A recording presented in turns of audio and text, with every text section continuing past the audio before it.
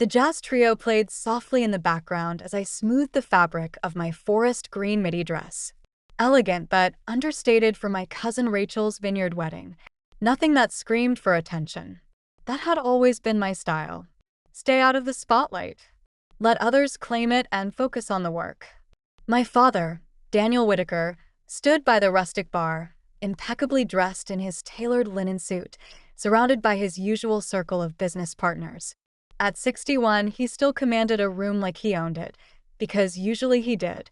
He was the president of Whitaker Timber Holdings, one of Oregon's largest private forestry companies. His legacy was one of hardlined capitalism, generational wealth, and exacting expectation. I lingered near the edge of the reception tent, watching him recount, no doubt for the fifth time this week, the firm's new expansion deal. My mother, Lenora, hovered at his side, her diamond earrings catching the evening light as she surveyed the crowd with polite detachment. My older brother Grant approached, swirling his whiskey like a man born for the boardroom. At 37, Grant was the crown jewel of the family. Stanford MBA, managing partner at a private equity firm in San Francisco, and recently married to a senator's daughter. Nora, he said, using the name he knew I'd long abandoned. Didn't expect to see you. Thought you'd be buried in that lab of yours. I offered a cool smile and sipped my sparkling water. Rachel's wedding isn't something I'd miss. His wife, Elise, joined us with a theatrical flick of her silk scarf. Grant says you're doing something with computers? She asked. Sounds niche. Is it even monetizable? Before I could respond, my sister Brooke arrived, radiant in designer heels. At 34, she was the family's pride, a high-powered litigator with twins and a surgeon husband. We're talking about Nora's coding thing? Brooke asked, amusement flickering across her face. Mom said you're still renting that loft downtown, she continued. You're really not done with that phase yet? I'd heard it all before, ever since I walked away from the law school admission data arranged for me, since I chose my PhD in quantum information theory over a predictable corporate future. What they didn't know was that my coding thing had just secured a $68 million grant from DARPA and had quietly redefined the limits of quantum encryption. What they didn't know was that just 3 months ago, I had been featured on the cover of Forbes as one of the top 25 innovators under 35 transforming quantum security. What they didn't know was that my company, NovaCore Systems, had just received a $3.1 billion acquisition offer from Apple. But I'd learned the hard way that showing my cards too early only led to questions, lectures, and pressure to abandon my path for theirs. I'm doing well, I said, keeping it short. Living off grant funding in a rented loft isn't really thriving, Nora, Grant scoffed, raising his brow. It's Nora, I said again calmly. He never used it correctly. Before I could respond further, we heard my father's booming voice cutting through the vineyard air. He approached, a firm hand on the shoulder of a sharply dressed man. I instantly recognized Martin Lair, CEO of Redwood Holdings, one of the most influential clean tech moguls in the Pacific Northwest and my dad's most prized business contact. Martin, Dad said smoothly, this is my youngest, Nora. She dabbles in some kind of tech project. He gave a short, forced laugh. My disappointing daughter, he added. The word stung, as always. I smiled politely, offering a handshake. Pleased to meet you, Mr. Lair.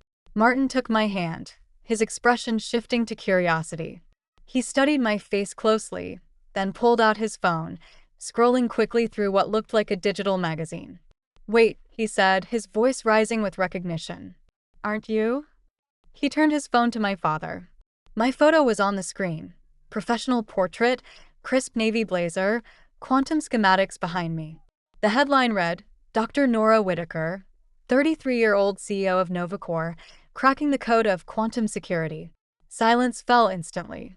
Grant's glass paused midair. Brooke's lips parted slightly. Elisa's hand tensed on her purse. My father's mouth opened, then shut. That's not possible, Martin read aloud, eyes wide. The architect of the quantum mesh protocol, considered the most critical encryption breakthrough of the decade. He looked at me, visibly impressed. You're the one who solved the zero-loss transmission issue. I nodded. Among other things. Martin turned back to Dad, whose expression had gone ghostly pale. Daniel, Martin said sharply, do you have any idea what your daughter has accomplished? Her work is going to revolutionize everything from drug discovery to financial modeling to AI. Every major tech firm on the planet is scrambling to license her technology. Grant found his voice first. Nora, you never mentioned any of this about being successful. I asked gently. You never asked. You just assumed. Brooke stepped forward, her attorney instincts flaring. That Forbes article. When did it come out?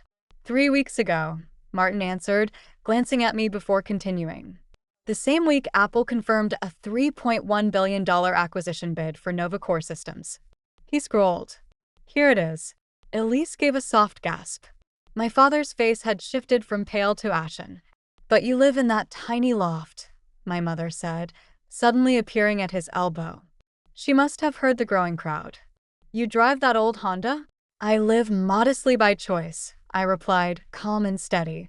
The apartment is actually a penthouse downtown overlooking the Willamette, and the Honda runs fine. I don't measure my worth in square footage or engine size. Martin was still reading. Listen to this, he said. Dr. Whitaker's revolutionary encryption work was conducted in near total secrecy, a deliberate move to let the science speak louder than self-promotion. Despite offers from every major tech corporation, she retained full ownership and control over the application of her discoveries. He looked up at my father with something between disbelief and reverence. Daniel, your daughter is one of the most significant scientific minds of our time. This tech could tackle climate modeling, reinvent medical diagnostics, reshape global infrastructure. He paused, then added, and you introduced her as your disappointment. The silence pressed in from every direction. Guests nearby had begun to tune in. Across the vineyard lawn, I saw Rachel in her wedding dress, watching with wide eyes. Dad opened his mouth, closed it, opened it again. We didn't know because you never asked, I said softly.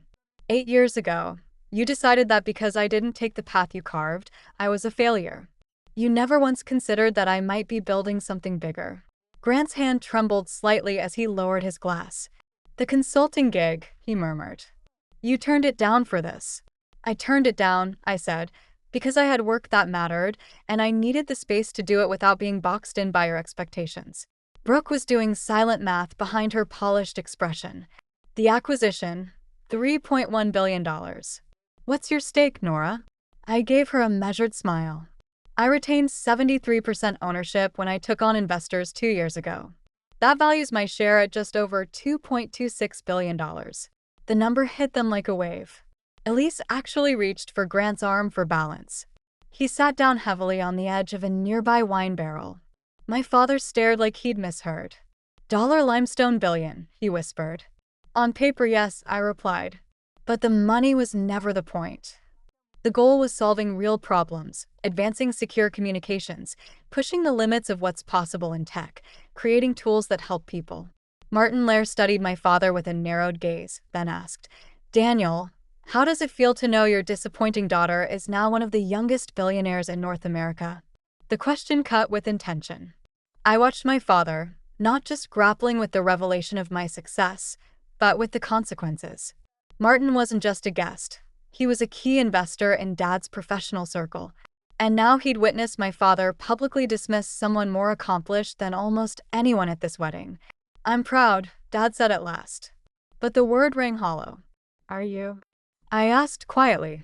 Because just this afternoon, you told Aunt Marlene you wished I'd at least found a husband by now, since I clearly wasn't going to support myself.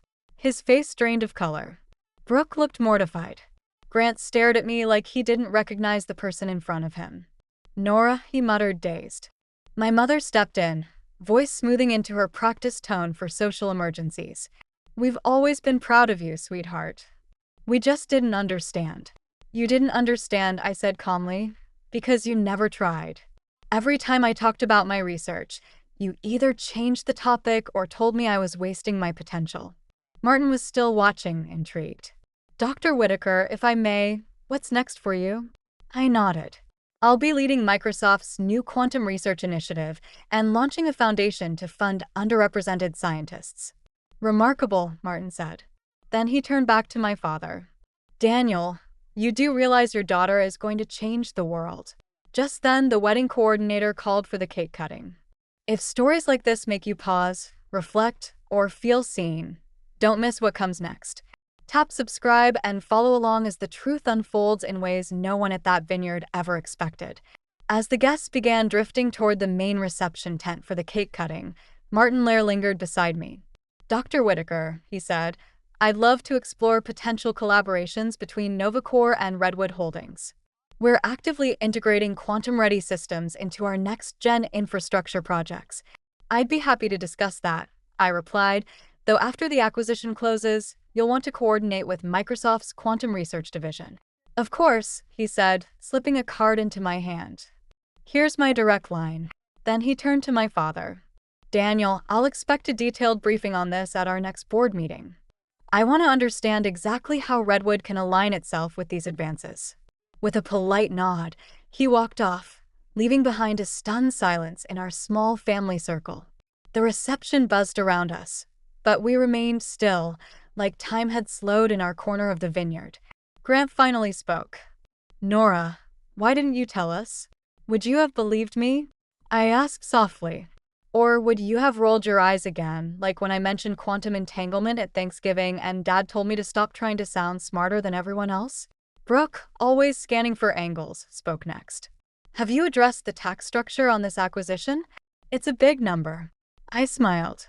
"I have legal teams from 3 firms covering everything: patents, M&A strategy, international compliance. It's handled." "But family should help," Mom said weakly. "Family should support," I corrected. "There's a difference. You tried to help by fixing me when I didn't fit your mold. What I needed was trust." Dad finally stepped forward, his voice softer than I remembered. "Nora, we were wrong. I was wrong. Can we start over?" I looked at him for a long moment. For once, I saw humility, not disappointment. "Come on," I said. "We're going to miss the cake cutting." "I never wanted to shut you out," I continued. "I just needed space to build something real, even if it didn't look like success to you. You let us believe you were struggling. I let you show me what mattered to you most," I replied. "If you were only proud after the money came, what does that say?" The words sank in. My mother looked pale. Grant was still reeling. "So what now?" Brooke asked. "Now," I said, glancing at Rachel across the lawn, "we celebrate her day. Tomorrow, I meet with Microsoft to finalize the future. And if you want to see what happens after the vineyard, subscribe and follow the story as it unfolds beyond the boardroom. Next week, I'm giving a keynote at Stanford on advancements in quantum error correction," I said. "And next month, I'm testifying before a congressional committee about the national security implications of quantum computing." I paused, making eye contact with each of them. "You're welcome to be part of that life," I said, "but only if you can accept that my definition of success might not look like yours." From across the vineyard tent, I heard Martin Lair's voice carrying as he addressed a group of industry leaders. Words floated through the air: revolutionary protocols, brilliant scientist. Her father must be proud. Dad heard it too. His shoulders straightened slightly. When he looked at me, for the first time in years, the disappointment was gone, replaced by something quieter, maybe even respect. "I want to understand," he said. "Your work, your research, what you've built. Then ask me questions," I replied. "Real ones, not disguised criticisms." Grant cleared his throat. "So quantum error correction. Is there a version of that explanation that works for a finance guy?" And just like that, for the first time in 8 years, my brother was asking not to undermine, but to learn. It was a start. As we walked toward the main tent, Mom slipped her arm gently through mine. "Nora," she said, "are you happy?" "Really happy." I considered the question seriously. "Yes, Mom," I said. "I'm doing exactly what I was meant to do." "Then I'm proud of you," she said softly, and for once, it sounded like the truth. The rest of the night passed in a blur of long overdue congratulations, sudden interest from relatives who had overlooked me for years, and business cards from Dad's colleagues now eager to schedule meetings. But the moment I'll remember most came during a slower song when Dad pulled me aside beneath the hanging vineyard lights. "I owe you an apology," he said. "Not just for tonight. For the years I didn't see you. Didn't listen." "I know," I said gently. He hesitated. "How do I make it right?"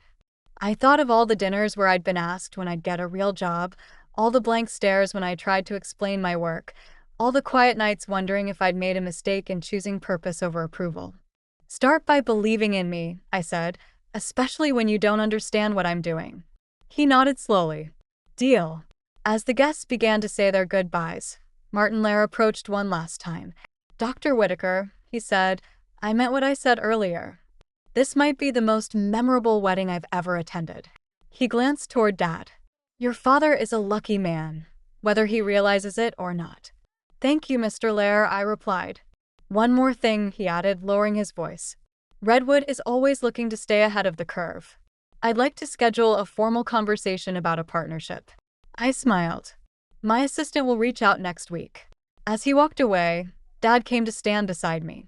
That was Martin Lair, he said, awestruck, talking about partnering with my daughter's company. Yes, I said quietly. I think I've seriously underestimated you.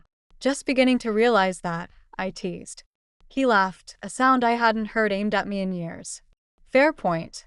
The car ride home was quiet, but for the first time, it wasn't heavy. It was full of something unfamiliar between us. Possibility. As we drove, my phone buzzed. From Grant. Lunch this week. I actually want to hear more. Really? Then one from Brooke. Looked up your Forbes article. Had no idea quantum computing might impact legal data indexing. Want to talk soon. And finally, Mom, I'm sorry it took so long to see you. Truly see you. Love, Mom. I looked out the window as the city lights shimmered across the Willamette River. Tomorrow, I'd return to my penthouse and continue the work that had defined my life. But now, for the first time in years, I wouldn't be doing it in isolation. Dismissed, doubted, diminished by those meant to support me. Sometimes the greatest vindication isn't proving them wrong. It's giving them the chance to grow with you. The Forbes cover was only the beginning. The real revolution was unfolding in those fragile, powerful moments of understanding. One honest question at a time, one unexpected ally at a time, one rewritten family legacy at a time. And finally, they were ready to meet the woman I'd always been. And I was ready to let them. If you've ever been underestimated by the people who should have lifted you up, I'd love to hear your story. Drop a comment. Tell me what moment hit home. Tell me what you would have said if someone finally listened. And if my journey resonated with you, subscribe.